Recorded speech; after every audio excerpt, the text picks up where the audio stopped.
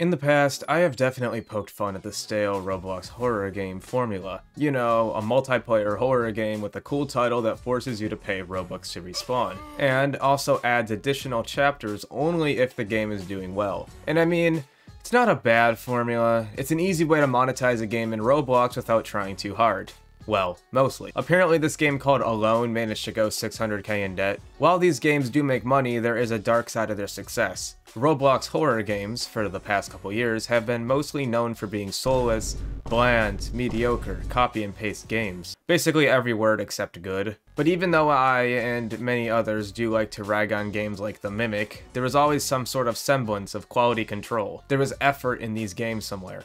Most games, even though they were bad, at least tried to make their games look nice. Or at the bare minimum, make up a cool, catchy title or creative thumbnail. But there is a new wave of horror games upon us. A wave of horror games that have hit a new low. They've stripped away all semblance of creativity, uniqueness, and identity and left nothing but the bare minimum. They clearly and explicitly serve no purpose other than to succeed in the short term. You might have heard of them. There's a lot after all. The Hotel Experience, Midnight Fuel, the Watchtower Experience, the Camping Experience, the list just goes on and on. These games are pretty much the exact same. Extremely forgettable, easily consumed, and easily churned out.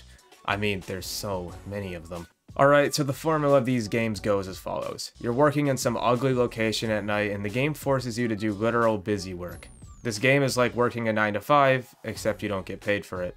At least working at a pizza place is kind of fun. This here is just pointless padding that would literally improve the game if it was taken out. Then something will mysteriously malfunction or break, like a generator or something, and you have to go fix it.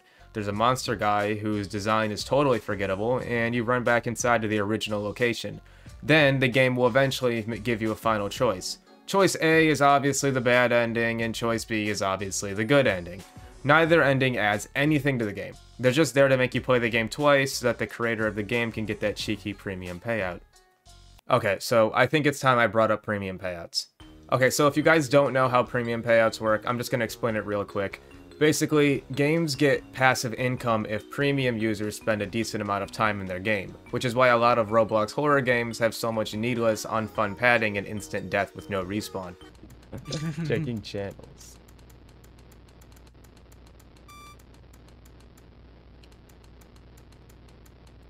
Roblox horror games are killing me, bro. Hey, look, I'm flipping the light. Message picked up. Do the thug shaker. If you die, you're going to have to play through the game again unless you pay for a respawn. Granted, Roblox horror games were doing this before premium payouts became a thing, but now they're just even more willing to do it. I mean, I've literally seen games who have an AFK room that rewards you for being in their game, being AFK. Breadian, I like these games, and they all have really high player counts, and they're obviously making lots of money, so you have no right to judge them. Well, my shockingly naive viewer, yes, games are subjective, and if you enjoyed these games, then it's fine. Considering Roblox is predominantly a platform for kids to play on their phones and tablets, they're most likely not going to care that these games are bad. Realistically speaking, I wonder how much further that the Roblox horror game formula can evolve, how much more monetization can be squeezed in there. Perhaps we will see one of these games implement a loot box system, or a buyable ending. I hope I'm not giving them too much free ideas. But, as we all know, there is a slight problem with this. As time goes on, games like this are diminishing the creativity when it comes to Roblox horror games. There are games that people spend weeks on building, games that were made to impress, to be remembered for more than 3 seconds after closing the game. Games that try to frighten you, or suck you into their world. Games that aren't scared of breaking free the formula. They dare to be provocative and controversial. They might even be emotional, or nostalgic, and bring you back to a time where your life was different. They might try to tell a story, not just a normal story, but one that has purpose, one that might make you laugh, or one that might disgust you, or maybe give you a story that came from the creator's heart. They might show you monsters that will stick with you for years to come, music that will play in your head at random points in the day, or lore that intrigues you and captivates you, and encourages you to make fan theories of it. And even though these things might take too much time to implement nowadays, even though they might have been asking too much of Roblox horror games nowadays, they have been done before.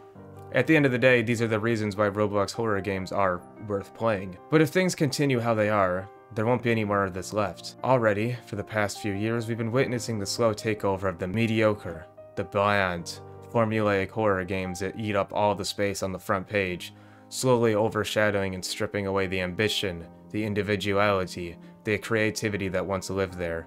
Roblox horror games that are well crafted are much harder to find nowadays, leaving their developers, the ones who poured hours of their hard work into their games, to be left to rot, to be left with the feeling that their hard work doesn't pay off anymore.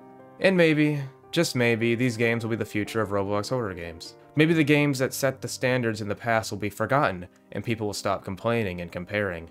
And maybe, people like me will stop challenging what it means to be a good game in Roblox. Perhaps the new standard for Roblox horror games is just this now. After all, it's just a game for kids, isn't it? Anyways, I'm Breadian, and I talk about niche Roblox games. Thanks for watching.